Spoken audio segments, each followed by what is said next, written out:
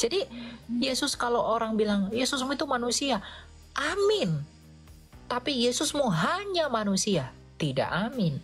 Kata hanyanya itu yang krusial. Ya. Jadi kalau mereka katakan Tuhanmu itu adalah Yesus, itu kan manusia. Betul, Bu. Tetapi tidak hanya manusia, dia juga Allah dan manusia.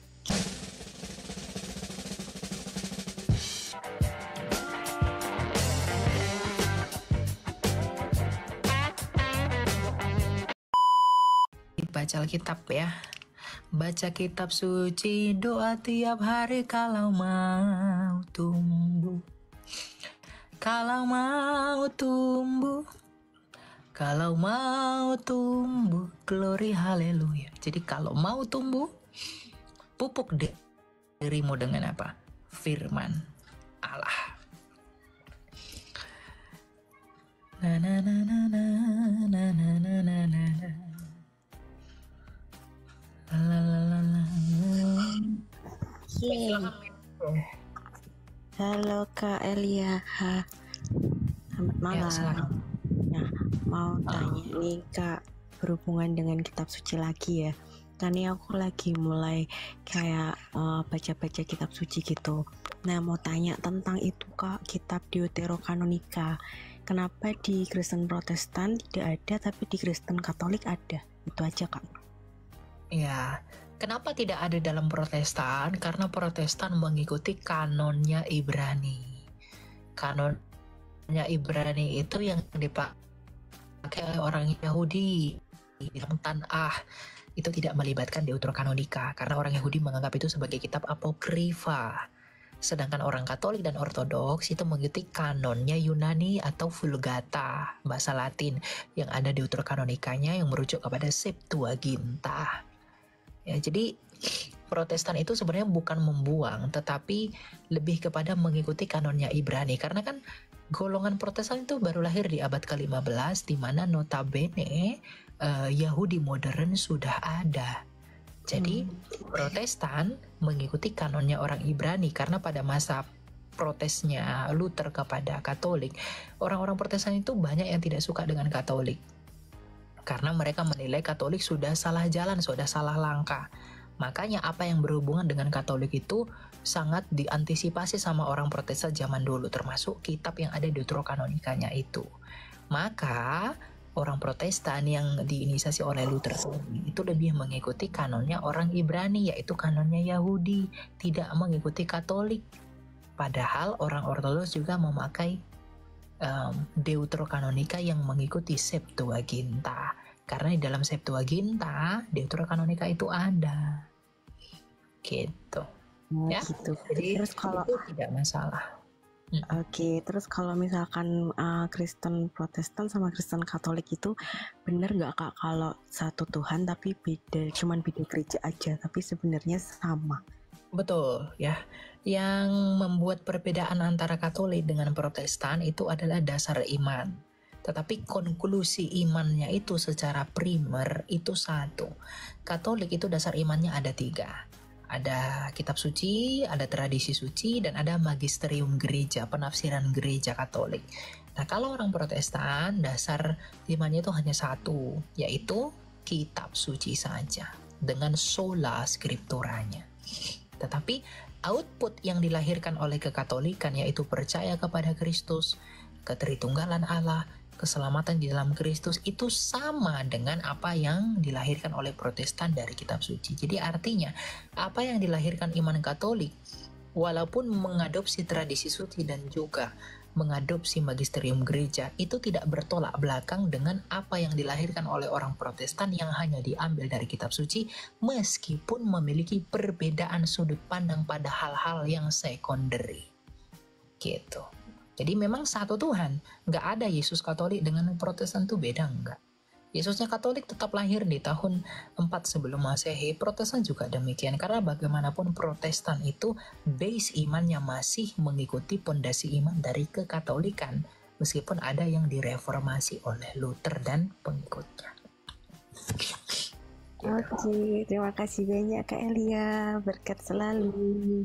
Oke, Tuhan berkati ya. Silakan Virgo, ada yang mau ditanyakan? Virgo, buka mikrofonnya, sister. Shalom Melia. Ya, silakan. Melia, aku mau nanya nih. Kemarin aku sempat belanja di salah satu toko sayur. Nah, sempat diceramai. Kami beda agama. Dia sempat nyeramain. Padahal niatnya saya kan belanja, cuman saya bingung nanggapinya gimana. Nah, dia ngasih tahu kalau Yesus itu lahir dari Maria, karena Maria itu seorang manusia.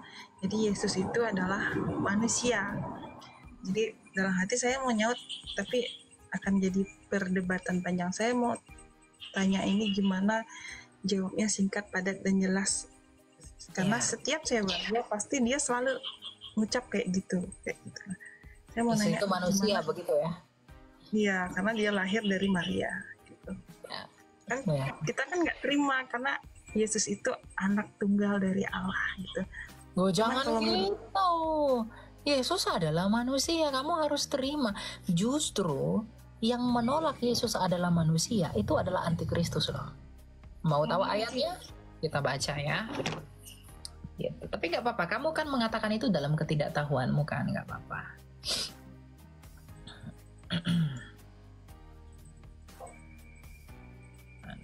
Antar ya, saya buka ayatnya ya. 2 Yohanes 1 ayat 7 dikatakan begini. Sebab banyak penyesak telah muncul dan pergi ke seluruh dunia yang tidak mengaku bahwa Yesus Kristus telah datang sebagai manusia. Itu adalah si penyesat dan antikristus. Jadi, yang tidak mengaku Yesus adalah manusia itu adalah antikristus. Nah, tapi kalau orang berkata Yesus adalah manusia, apakah kita marah? Jangan marah. Tapi kalau orang berkata Yesus hanya manusia, baru kita jawab. Kalau Yesus adalah manusia, itu benar adanya. Yohanes 1 ayat 14, firman itu telah menjadi manusia. Sungguh-sungguh manusia, bukan manusia jadi-jadian, sister. Ya. Jadi, Yesus kalau orang bilang, Yesusmu itu manusia, amin. Tapi Yesusmu hanya manusia, tidak amin. Kata hanyanya itu yang krusial. Ya. Jadi kalau mereka katakan Tuhanmu itu adalah Yesus itu kan manusia, betul Bu. Tetapi tidak hanya manusia, dia juga Allah dan manusia. Tapi kalau mereka berkata Yesus hanya manusia, kamu jawab, oh bukan Bu. Yesus adalah firman Allah yang menjadi manusia. Artinya pada mulanya dia adalah firman yang kemudian menambahkan kodrat kemanusiaan. Jadi kalau mereka tanya gitu, bingung, kamu bilang aja begini. Ibu percaya enggak? Kitab suci ibu adalah firman Allah yang menjadi buku. Nah, kalau itu menjadi buku berarti firman Allah itu di dalam kertas dong. Kalau ibu percaya firman Allah menjadi buku, maka Yesus adalah firman Allah yang menjadi manusia. Apa bedanya firman Allah jadi buku dengan firman Allah menjadi manusia? Nah, firman Allah yang menjadi buku itu kan punya dua natur. Yang pertama dia adalah firman Allah, yang kedua dia adalah kertas. Nah, kalau saya katakan kitab sucinya hanya kertas, salah. Karena ada firman Allah. Kalau saya katakan kitab sucinya hanya firman Allah, bukan kertas, itu pun salah. Nah, kalau kita katakan Yesus hanya manusia, itu salah. Karena dia adalah firman Allah. Tapi kalau Yesus adalah firman Allah dan manusia, itu benar. Jadi kalau mereka kebingungan dengan Yesus yang adalah firman Allah yang menjadi manusia, itu tidak ada bedanya dengan firman yang menjadi buku.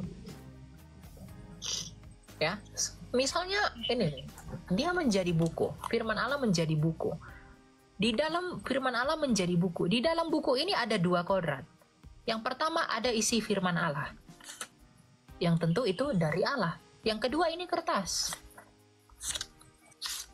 Ketika buku ini saya bakar, apakah firman Allah terbakar? Tidak.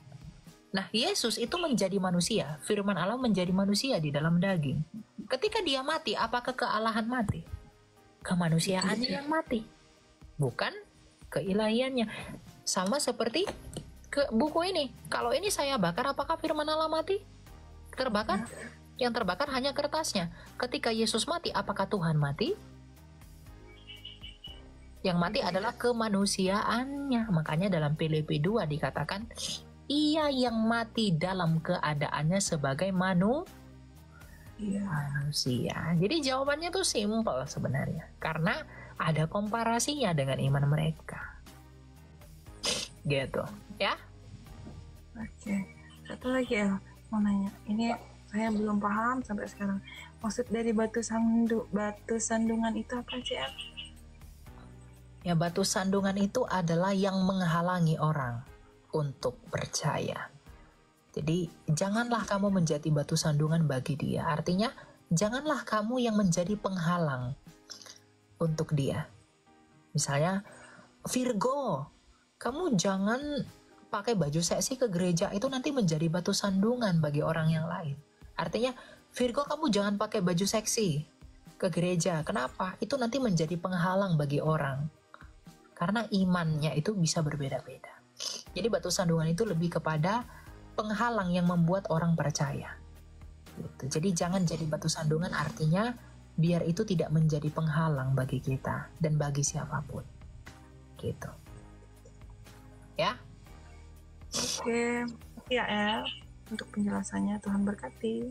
Oke, Tuhan berkati ya.